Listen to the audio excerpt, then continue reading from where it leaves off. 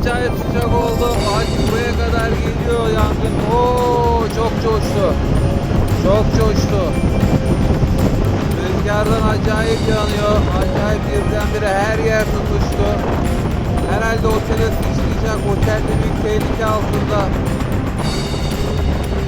Yazık yazık, yandı her yerimiz. Yandı.